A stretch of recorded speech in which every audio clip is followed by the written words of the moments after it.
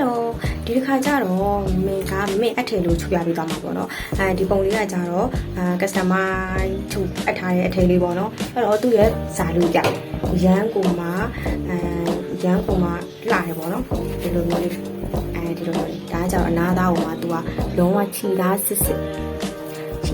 ကိုမှဂျာဘာနေထွက်ထားတယ်ဒီမှာတစ်စိတ်ကလေးဂျာဘာနေထွက်တဲ့တစ်စိတ်ကလေးအဲ့ဒါကမှကြောက်လေးတွေလည်းပါတယ်ပေါ့နော်ဒီလိုမျိုးဒီမှာကြောက်လေးတွေပါတယ်ဒီလိုမျိုးပေါ့နော်ကြောက်လေးတွေပါတယ်ရမ်းကိုမလှတယ်အဲ့တော့ဒီလိုချုပ်ကြည့်လိုက်အောင်ကဲရင်ဆုံးပတန်ဆွဲလိုက်ကြအောင်ပေါ့နော်ပတန်တော့မမေကတော့အခြေခံဆွဲနည်းလေးကိုတော့အရင်ဗီဒီယိုလေးမှာတင်ပေးထားရပေါ့နော်အဲ့မှာသွားပြီးတော့လေ့လာကြည့်လို့ရတယ်အခုကကြတော့မမေကဒါအခြေခံပတန်ဆွဲကိုဒါတော့မမေရဲ့ customer ရဲ့ပတန်လေးဆွဲပေးထားတယ်ပေါ့နော်ဒါသူကတော့ small size ဖြစ်တဲ့အတွက်ကြောင့်ခုချုပ်ပေးထားတာမမေခုချုပ်မဲ့ပုံစံလေးကတော့ small size လောက်ဆိုရင်တော့အဆင်ပြေတယ်ပေါ့နော်အဲ့တော့ဒီရင်ဖြတ်ဆက်နေရလောက်တော့မယ်ဆိုတော့မင်းကပခုံးထိပ်ပေါ့နော်ပခုံးကတော့ကိုလိုချင်လောက်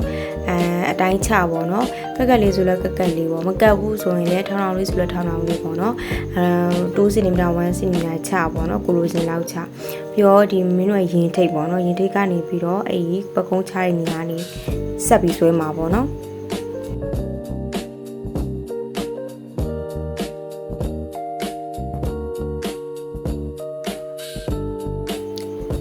ရေဖြတ်ဆက်ဆွဲရင်းနေအောင်ဆွဲပြီးသွားပြီဆိုရင်ပြီးတော့ဘာလို့လဲဆိုတော့အရှိမလေးပေါ့နော်ရင်ကန်လိုမျိုးအရှိအဝိုက်ကလေးပါတယ်ပေါ့နော်အဲ့အဝိုက်ကလေးကတော့ကိုလိုချင်လောက်ချလို့ရတယ် height ချင်း height ဒီလိုကက်လေးဆိုကက်လေးပေါ့နော်မ height ဘူးဆိုရင်လည်းအပေါ်လေးနည်းနည်းတိုးပြီးလေးဆွဲလို့ရတယ်ဒါတော့ကိုယ်အဆင်ပြေမဲ့ပုံစံလေးကိုချပေါ့နော်မင်းတော့ပုံတီးပြမထားဘူးပေါ့နော်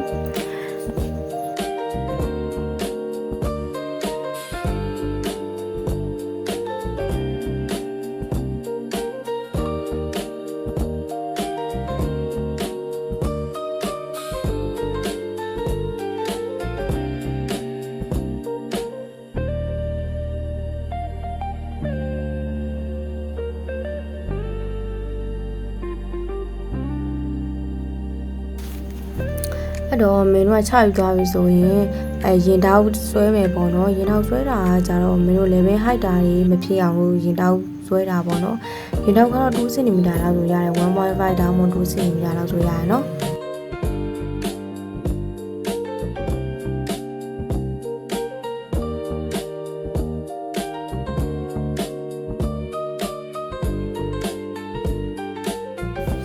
မင်းတို့နောက်ချက်ကြတော့ပုံမှန်မဲပေါ့နော် white တောက်လေးနဲ့ပဲဆုံးသက်တယ်ပေါ့နော်ပတန်လေးကတော့အဲ့တော့ဒီအခုကခဏကိုပြီးသွားတော့လက်ပတန်လေးဆွဲကြမယ်လက်ပတန်ကတော့မင်းတို့တော်တော်များများတော့ချက်တဲ့သူလေးအတွက်ကတော့အစကတည်းကဂျိုင်းကိုပတန်ချပြီးဆွဲရလို့ရှိရဲဒါမှမဟုတ်ရင်ဒီမင်းတို့အဲ့ဒီပတန်ခဏကိုပတန်ဆွဲပြီးတော့မှပြင်လေးနဲ့အဲ့လိုအခုလိုမျိုးလေးပေါ့နော်တိုင်းပြီးတော့မှတ်တာမျိုးလေးရှိရဲကိုယ်စင်ပြီးလို့လုပ်လို့ရတယ်နော်အဲ့တော့ဂျိုင်းနေရာတည်ပေါ့နော်ဒါဆို20ဆို20 21ဆို21 cm ပေါ့နော်အဲ့လိုမျိုးရပြီဆိုရင်မှတ်ပြီးတော့မင်းတို့အရှိဆွဲမယ်ပေါ့နော်အရှိဆွဲပြီးသွားပြီဆိုရင်မင်းတို့ကမလုပ်မလဲဆိုတော့ဒီအပေါ်ဂျိုင်းတိုင်းထိုင်နေရာနေတော့မင်းတို့11 cm ချတယ်လူကြီးဆို11ကလေးဆို10 cm ချလို့ရတယ်နော်အဲ့တော့မင်းတို့ချထားတဲ့နေရာနေပြီးတော့3ပိုင်းပိုင်းမယ်ပေါ့နော်3နဲ့စားပြီးသွားပြီဆိုရင်ကျွန်တော်ဘာလုပ်လဲဆိုတော့ပထမဆုံးမှတ်တဲ့အမှတ်သားရှိရပေါ့နော်ပထမဆုံးမှတ်တဲ့အမှတ်သားကို3 cm တက်မယ်ဘာလို့လဲဆိုတော့လက်ပေါင်းဆို3 cm တက်တယ်ရိုးရိုးလက်ဆိုတော့2 cm ပဲတက်တယ်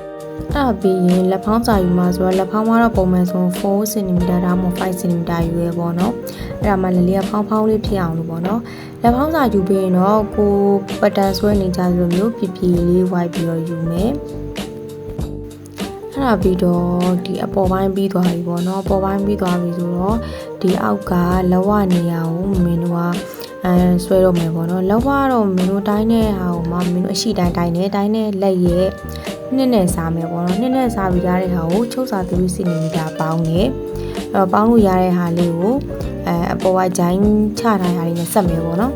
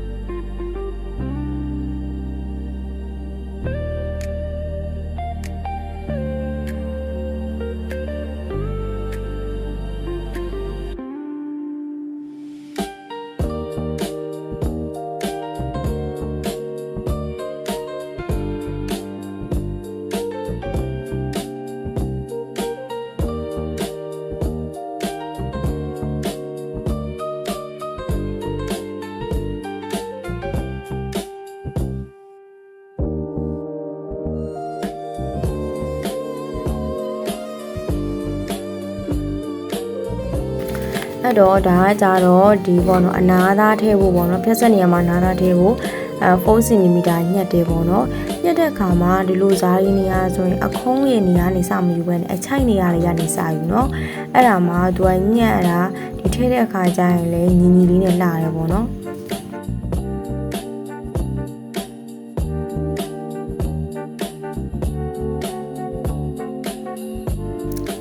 ဒီပတ်တန်ထဲမှာတော့ချုပ်စာမပါဘူးပေါ့နော်စစ်စာလေးမပါဘူးဆိုတော့မင်းတို့ပြင်ကနေပဲ3 cm ဒါမှမဟုတ်4 cm ယူပြီးတော့စစ်စာလေးကိုဖြတ်တယ်ပေါ့နော်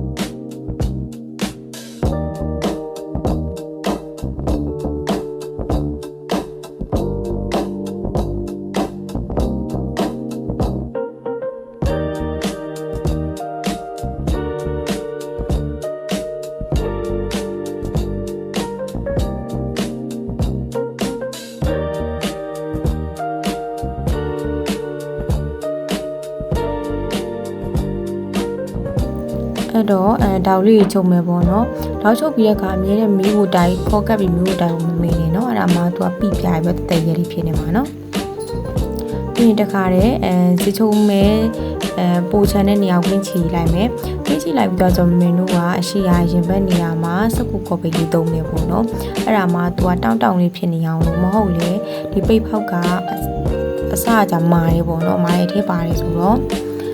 ဒီစကူကော်ပိတ်လေးခံပြီးသုံးမယ်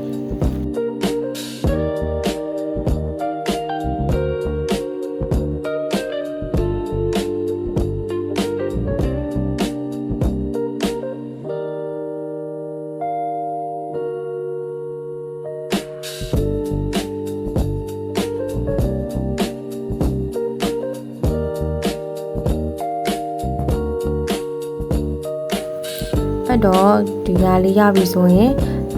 ပေါ့နော်မီးဘူးတိုင်းမယ်မီးဘူးတိုင်းပြီးတော့မင်းကချုပ်မယ်ပေါ့နော်